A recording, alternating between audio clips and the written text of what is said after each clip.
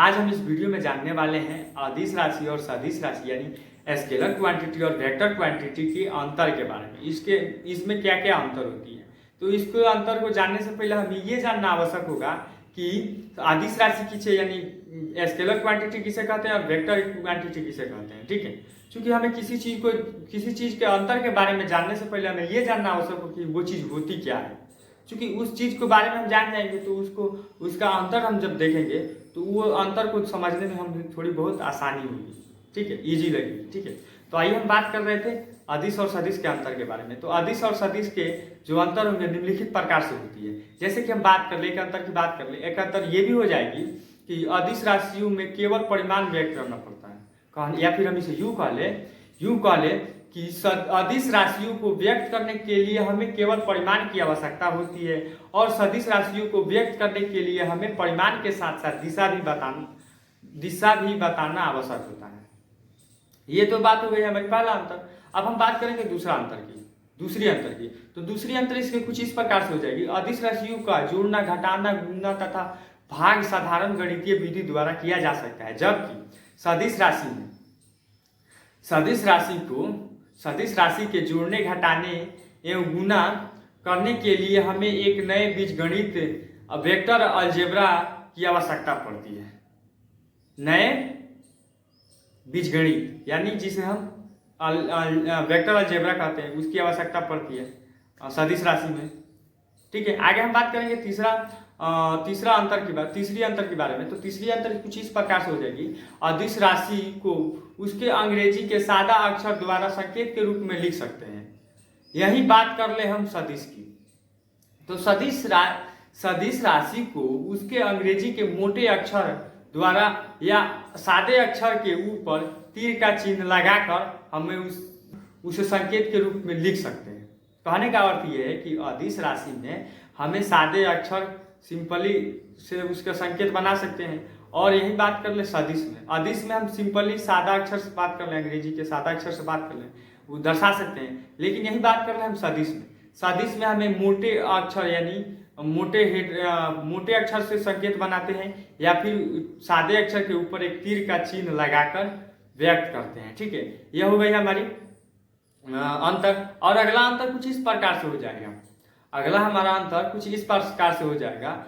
दो या दो से अधिक अदिश राशियों को जोड़ते या घटाते हैं तो अदिश राशियां ही प्राप्त होती है। कहने का अर्थ यह है, अगला हम अंतर को देख लें तो अगला अंतर इसका कुछ इस प्रकार से हो जाएगा।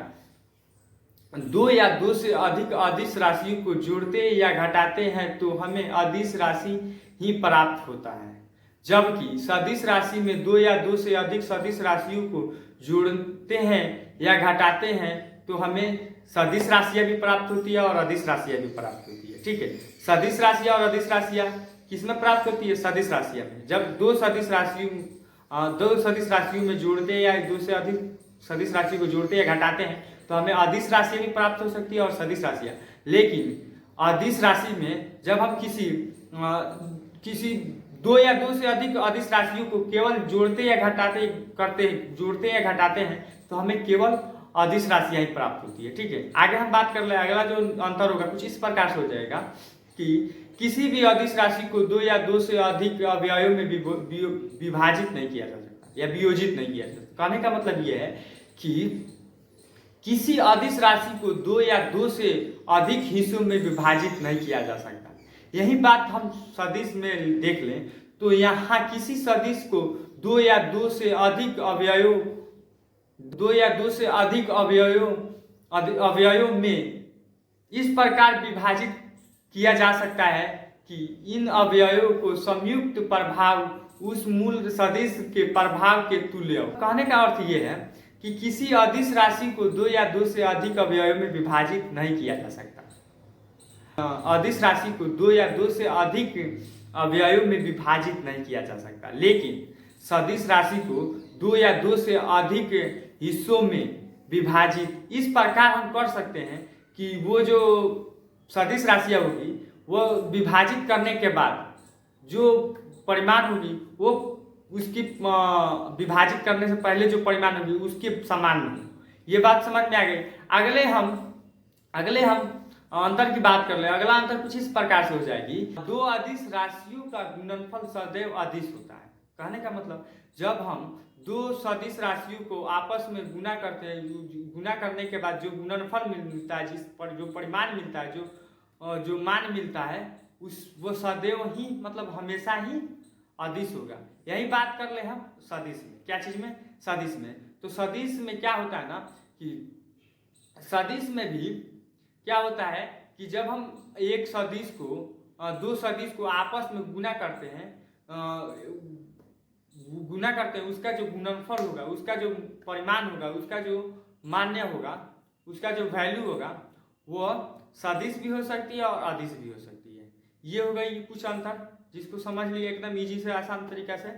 ठीक है, आगे हम बात करेंगे। चलिए हम बात कर ले अदिश राशि की। तो अदिश राशि की उदाहरण जैसे कि हम बात कर लें, बल। बल क्या है, एक सदिश राशि। ये अदिश राशि नहीं है बउआ, अदिश राशि ई नहीं है, बल अदिश राशि नहीं है। होता है जैसे कि दूरी हो गया हमारा, द्रव्यमान हो गया, लंबाई हो गया, समय हो गया, विद्युत धारा हो गया, ये सभी अदिश राशियां हो सकती है, हो सकती नहीं है, ये सब हमारा अदिश राशियां हैं। और सदिश राशियां की बात कर ले, जैसे कि हम बात कर ले बल की, त्वरण की, वेग की, मंदन की, ये सब हमारी क्या है, सदिश राशियां।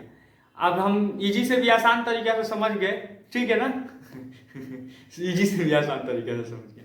आगे हम बात करेंगे अगले वीडियो में, हम ये सब की चीज क्लियर है।